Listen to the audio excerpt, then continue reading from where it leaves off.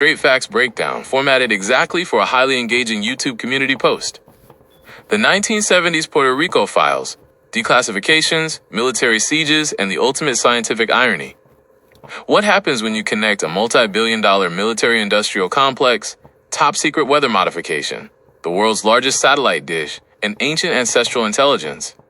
You get one of the most wild declassified timelines in modern history. Let's break down the straight, unvarnished facts. 1. The 1970s naval siege, Culebra and Vies. During the late 1960s and early 1970s, the U.S. Navy attempted to execute a classified initiative nicknamed Plan Dracula. The objective? Expropriate all remaining civilian land on the islands of Culebra and Vieques, evict the residents, bulldoze the towns, and turn them into permanent, exclusive bombing ranges. The scale.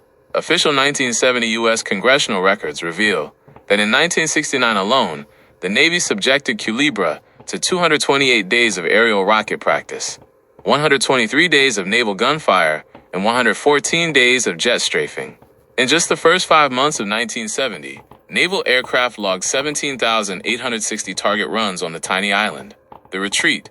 Local citizens fought back using fishing boats as physical blockades and standing on live target beaches as human shields. Under massive political and physical pressure, the U.S. Navy officially terminated operations and retreated from Culebra in December 1975, transferring their heavy operations to neighboring Vieques.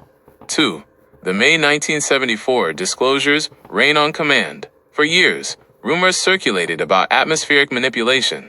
On May 19, 1974, the Senate Committee on Foreign Relations officially declassified the top-secret files of Operation Popeye, the military's weaponized weather campaign. The capability. The Department of Defense admitted to running over 2,600 sorties between 1967 and 1972, dropping silver iodide and lead iodide into monsoon clouds to synthesize and expand cloud structures. The fact. The declassified logs prove that 82% of the targeted clouds successfully produced rain, effectively extending the natural monsoon season by 30 to 45 days to wash out enemy supply lines. The catch. While the military mastered cloud seeding for rain, Project Storm Fury, operating out of Roosevelt Roads and Ciba, PR, proved they could not create or control hurricanes. Data logs finalized in the 1980s proved that the structural changes they thought they were causing in hurricanes were actually just natural, violent life cycles, concentric eyewall replacement that human technology was too weak to effect. 3. The Arecibo factor, the Pentagon's hidden eye. While atmospheric testing was happening on the east coast of Puerto Rico, the mountains held the ultimate eye in the sky. The Arecibo Observatory, El Radar de Arecibo. Spanning 1,000 feet, it was the largest single-aperture satellite dish and radio telescope on Earth. The Defense Matrix. The public knew it for astronomy, but it was originally built and funded by ARPA, the Pentagon's Defense Research Agency. During the Cold War, it functioned as a high-power ionospheric radar designed to map upper atmospheric disturbances caused by ballistic missiles. Because it was a critical national security asset, it was heavily secured by disciplined military veterans to protect its advanced transmitters. 4. The ultimate scientific irony versus Taino science. For nearly a century, the modern scientific establishment poured billions into tracking weather from space using satellites and supercomputers. But today, because modern hurricanes undergo rapid intensification faster than satellites can track, meteorologists have updated their tactics. They now deploy low-altitude, uncrewed drone systems, SUAS, to fly directly into the churning ocean spray right at sea level. The irony. Science finally realized that the only way to accurately predict a storm's true power is to measure the exact microchanges in water friction, ocean pressure, and wind currents at the surface. The exact environmental grid the ancient Taino elders in Bohiques read with the soles of their feet thousands of years ago.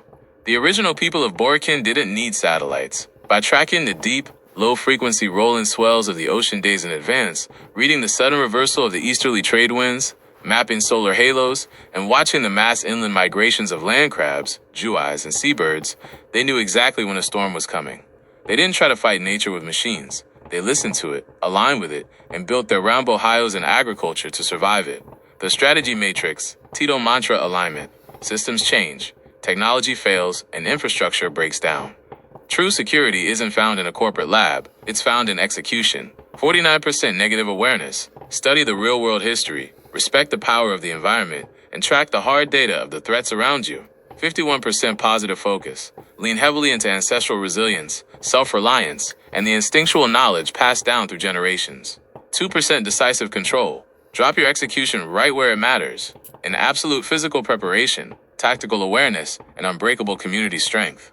The wind will always blow, but the roots run deeper than the storm. What are your thoughts on this declassified timeline? Drop a comment below. Hashtag history. Hashtag declassified. Hashtag Puerto Rico. Hashtag Arecibo. Hashtag weather science. Hashtag ancestral knowledge. Hashtag TIDO mantra.